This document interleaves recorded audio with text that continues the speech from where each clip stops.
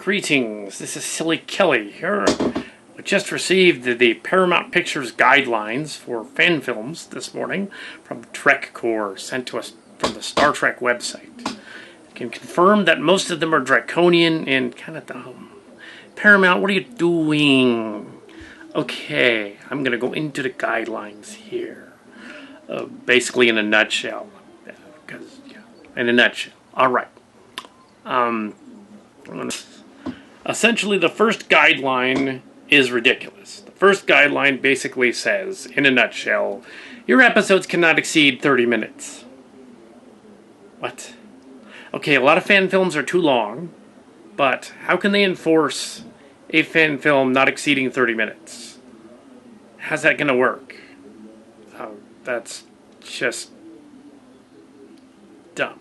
Okay. In a nutshell, rule number 2 is, somewhere on the production, it has to state that it's a Star Trek fan production or fan film and not official. They say this about 3 or 4 different ways. All they really need to say is, this is based on Star Trek created by Gene Roddenberry, and it's a fan film, it's not official. That's all they need to say. Why is it said 3 different ways? They legally is stupid. Alright. And ironically, they don't say created by Gene Roddenberry. I would put that on there and say this is a fan film based on something created by Gene Roddenberry. Because then you're saying basically you're going back to the original content of the original stuff way back before the split between CBS and Paramount. You're basically saying if you put in created by Gene Roddenberry, you're basically superseding their guidelines and saying, no, I'm going by the old guidelines from the 1990s. Before Roddenberry died. So that's ballsy if you do that. Alright, yeah. In 2 or 3 different ways. Okay, there's another rule that states basically they don't want any footage, clips, or appearances from existing Star Trek stories. I can buy this one only because I'm kind of annoyed at fan films using the music and clips and stuff from other better Star Trek stories. It makes you want to stop watching that fan film and watch the better Star Trek story that they're cribbing information from. But as a legal thing, that's parody. It's only not parody when you have your main character claim that he is Picard, saying Picard's speech or something. That would be plagiarism. Unless the speech is slightly altered in a parody sort of way, then it's parody. If Picard makes his great Borg speech, but at the end a pie hits him in the face or something, it becomes a parody. So therefore, DMCA rules would apply. That's a spoof. That's fine. Ooh, instead of Mr. Warfire, he just, throws a cream pie. Something like that. Don't say, I'm not saying do that. I'm saying that makes more sense. Okay, a transitive speech becomes a spoof. Fine. But saying that all clips and all dialogue can't be reproduced in some way is a little weird. I say if you transform it enough, totally. You can use it. It's weird. Okay. This thing says right away, the first couple paragraphs, that you have to make your parody story unofficial. Unofficial. It has to look amateur. It can't look professional. But then they go on to say you have to use professional uniforms, props, and backgrounds. So what is it? Professional or not professional? If you can't use the uniforms, then you're not doing Star Trek. If you can't use the props and names and characters, it's not Star Trek. It's some other sci-fi story that just looks a little like Star Trek. Case in point, the fan film that I was in called Star Crackers, where we took all the Star Trek elements out and made it just about us on a spaceship. And we happened to be a crew on a spaceship. That was the only similarity to the Star Trek that it originated from. Yeah, that's perfectly fine. Yeah, I was in Star Crackers. So, yeah, I was Carrie. Anyways, so in Starcrackers, yes, it was fun.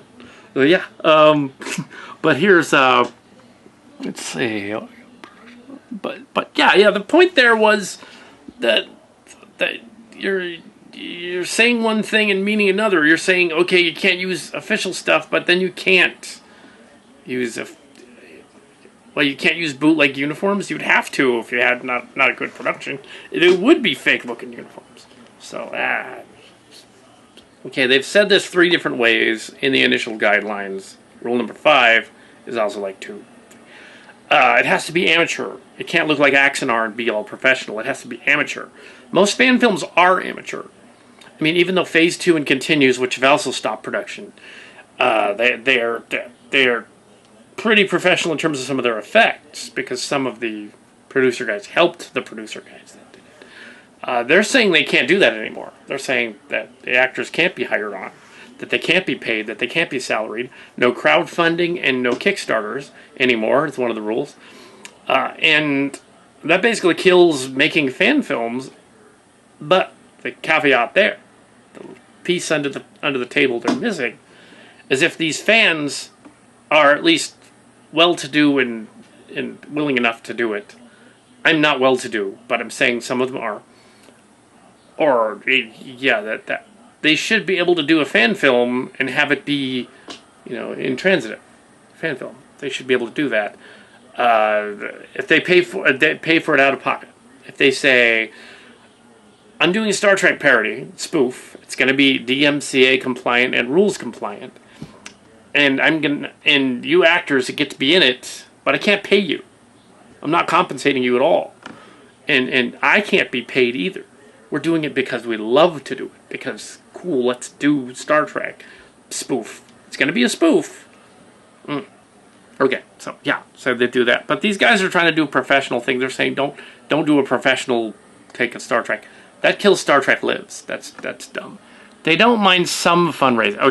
Okay, which goes with that other thing. They don't mind fundraising as long as it's fundraising for just the fan film. How are they going to enforce that? But anyway, so. Okay, 5 different ways, they say in this rule 5, the caveats underneath. Basically, they're trying to say you can't earn money from salary, from donation, from gifts, even though a gift isn't a donation. Gift is a gift, for the love of money. A limited basis donation, if it's completely like you're saying, like, okay, instead of money, some other way. You're saying, okay, like, I'm gonna make a fan film, and I'm gonna say to my actors, all right, I can't pay you, but we'll go out to dinner, it'll be my treat or something. Then that'd fit. Okay, you can't sell DVDs and Blu-rays. That means that pretty much kills Renegades and Axanar and Continues. They have to stop. You can't sell ad revenue, even if it's not AdSense. Well, I beg to differ. If the channel is set up so that ad revenue and AdSense are not active, you're not making a profit. You can put up your parody. I've had other parodies from other series, Transformers and Robotech. No AdSense. They don't touch them. I'm not making any money. I put my toys up on film, and the actors and voice characters who I did not pay, had them do their thing. Even the spots and things that I put up, trailers. They would technically, Paramount is technically saying take the spots and trailers down. They're saying you can't have trailers because you could theoretically make revenue from the movie if you have trailers up. Yeah, so we have to take the trailers down, all of them, and because it's like advertising, even though we're not saying it. All right, so okay, here is a weird clause, rule number 7. Basically, they get draconian here. They've been a little bit draconian before, but now they're worse. They're basically saying your Star Trek fan film cannot be shipping. In a nutshell, it can't be shipping. You can't make a fan film where the characters are pretending to be Star Trek people and they want to have sex. And drinking and profanity and orientation and whatnot. In other words, they don't want the gay. Now, I think that's stupid. If you're doing a transitive parody work thing, this particular rule cannot apply. It is against your human rights as a person, and they can't enforce that. Besides, if they tried to enforce that rule, they would have to delete about a third of the next generation. Most of Deep Space Nine, which had swearing and profanity and boobies, stuff like that, and gender. They can't do that. It destroys the fan film Hidden Frontier, but why go after them? That show ended years ago. They shouldn't be allowed to do that. Shipping is shipping. They know it's not official. They know, like, a story with Picard being in love with, like, Riker or something, which would be stupid. Or Kirk in love with Spock or something. They know that's make-believe. That didn't really happen. They're not going to get offended by that. I mean, even the actors aren't really going to care anymore about that. I can see some of the lady actors being creeped out by some of that, but that would eliminate the movie Trekkies entirely. Couldn't show it. Yeah. God. But yeah, Trekkies 2 as well. But no. No. It's 2016. You cannot get gender issues is an issue, so you can't get away from that. You can't just say, oh, we're going to sweep that under the rug and not address that. You can't. You can't. Our stuff here, is not shipping, but it is parody, and there's a little bit of suggestive material, nothing harsh, and it's a friendly ribbing. It's fine. I mean, joking that Wesley and the Traveler had a thing going it's funny. It's not meant to be bad. It's meant to be funny. Like, haha, that guy's a douche, whatever. It's a little humiliating, but okay, or something like that, So we copied the rules so that we could put this disclaimer on Star Trek Camera. We will put the disclaimer up, but it's irrelevant. Let's see. That's fine. Did Axanar try to register its works? That's stupid. Okay, they don't. Paramount doesn't want you trying to register their works. In other words, make money from the trademark. Why would any fan film production be dumb enough to do that? Why would you do that? Okay. And it goes on to mention the disclaimer yet again. No Roddenberry mentioned on there anywhere. Should be. There should be Roddenberry on there. So Paramount's idea of killing the Axanar lawsuit was to put up these ridiculous draconian guidelines that essentially say the same thing over and over again, don't make a profit. All he needed to say in one paragraph is, you cannot make any kind of salaried profit at all from Star Trek, instead of saying it 5 different ways. Fine. The length does not make sense. That length rule is stupid and unenforceable. Make it as long as you want to make it, even if it's over long. And it's retroactive. Camara was issued, officially paid for by 2012, out of pocket, so it's retroactive. When this film comes out, it will be as if it was done years ago, because we just got around to it. We have not finished the last 25 minutes of the movie. It's still on hiatus again. All this other stuff happened. I guess there's but ours is not using uniforms. Well, let's see. Does ours fit any of these guidelines? Let's go over that real brief. Does any of these, does it fit them? Does it totally comply? Well, let's see. The first couple rules say no use of actors. Check. All voice work. No actors. Nobody in the WGA except that one guy that agreed to do it for free. And his little one line in there at the end. Let's see. And then let's just say no AGA and no WGA. No AGA. He's a Actors Guild of America. AGA guy. SAG, Screen Actors Guild guy. He's a now. They claim in one of these rules that you can't imply that you know Paramount people and studio people if you don't. How can they prove that? What if they wanted to be anonymous? What if the people that actually were involved in early stages of Chimera said, you can use our help, but you can't put our names on this thing because we want to be anonymous? And not the computer people that... Just saying. So maybe they don't want their names. Okay, fine. They want to make sure that everybody is legally compensated and that there's no issues there. Sure. They also say don't humiliate the cast members, basically, or what is the wording? Something to do with not offensive to others, which is kind of strange because parody tends to be offensive to some people if you do a parody. So let's see, Star Trek Chimera. There is nothing in this list of rules that says anything about action figures. It's all action figures playing the characters. Nothing in there that says that. Animated, you're probably fine. Action figures, you're probably fine. Because it's so completely transitive. It's so completely altered from the original work that it falls under the DMCA, the Digital Millennium Copyright Act of 1998. And it says basically, well, this is a parody. This is a spoof. Therefore, it should be fine.